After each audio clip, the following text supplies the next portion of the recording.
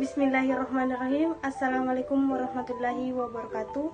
Perkenalkan, nama saya Sugiati, NIM 2203015000104 dari Prodi Pendidikan Jasmani, Kesehatan dan Rekreasi, Fakultas Ilmu Keolahragaan dan Kesehatan, Universitas Negeri Makassar. Di sini saya akan membahas tentang perkembangan kognitif. Yang pertama yaitu pengertian perkembangan kognitif. Perkembangan kognitif merupakan dasar bagi kemampuan anak untuk berpikir. Hal ini bahwa kognitif adalah suatu proses berpikir, yaitu kemampuan individu untuk menghubungkan, menilai, dan mempertimbangkan suatu kejadian atau peristiwa. Jadi, proses kognitif berhubungan dengan tingkat kecerdasan atau inteligensi yang menandai seseorang dengan berbagai minat, terutama sekali ditujukan kepada ide-ide belajar. Yang kedua adalah proses perkembangan kognitif menurut Piaget. Piaget meyakini bahwa pemikiran seorang anak berkembang dari bayi sampai dia dewasa. Menurut teori ini, setiap individu pada saat tumbuh mulai dari bayi yang baru dilahirkan sampai menginjak usia dewasa mengalami 4 tingkat perkembangan kognitif, yaitu 1. Tahap sensori sampai motorik dari lahir sampai 2 tahun. Yang kedua, tahap pra sampai operasional, yaitu usia 2 sampai 7 tahun.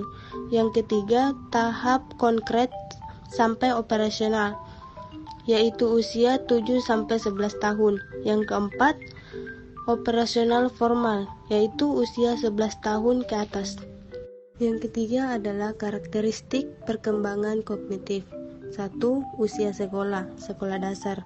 Berdasarkan pada teori kognitif menurut Piaget, pemikiran anak-anak usia sekolah dasar masuk dalam tahap pemikiran konkret operasional, yaitu masa di mana aktivitas mental anak berfokus pada objek-objek yang nyata atau pada berbagai kejadian yang pernah dialaminya. 2. Remaja, SMP dan SMA. Pada masa remaja, kemampuan anak sudah semakin berkembang hingga memasuki tahap pemikiran operasional formal, yaitu suatu tahap perkembangan kognitif yang dimulai pada usia kira-kira 11 dan 12 tahun dan terus berlanjut sampai usia remaja sampai masa dewasa. Pada masa remaja, anak sudah mampu berpikir secara abstrak, menalar secara logis, dan menarik kesimpulan dari informasi yang sudah tersedia. Yang keempat adalah faktor-faktor yang mempengaruhi perkembangan kognitif. Ada 6 faktor yang mempengaruhi perkembangan kognitif, yaitu 1. Faktor hereditas atau keturunan, yang dimana manusia lahir sudah membawa potensi-potensi tertentu yang tidak dapat dipengaruhi oleh lingkungan. Yang kedua, faktor lingkungan, yang dimana manusia dilahirkan dalam keadaan suci seperti kertas putih yang masih bersih, belum ada tulisan atau noda sedikit pun. Perkembangan manusia sangatlah ditentukan oleh lingkungannya. Yang ketiga, faktor kematangan. Setiap organ atau tiap organ fisik maupun psikis dapat dikatakan matang jika telah mencapai kesanggupan menjalankan fungsinya masing-masing. Kematangan berhubungan erat dengan usia kronologis atau usia kalender. Yang keempat, faktor pembentukan. Pembentukan ialah segala keadaan di luar diri seseorang yang memengaruhi perkembangan inteligensi. Pembentukan dapat dibedakan menjadi pembentukan sengaja atau sekolah formal dan pembentukan tidak sengaja atau pengaruh alam sekitar, sehingga manusia berbuat inteligen karena untuk mempertahankan hidup ataupun dalam bentuk penyesuaian diri. Yang kelima, faktor minat dan bakat. Minat mengarahkan perbuatan kepada suatu tujuan dan merupakan dorongan untuk berbuat lebih giat dan lebih baik lagi.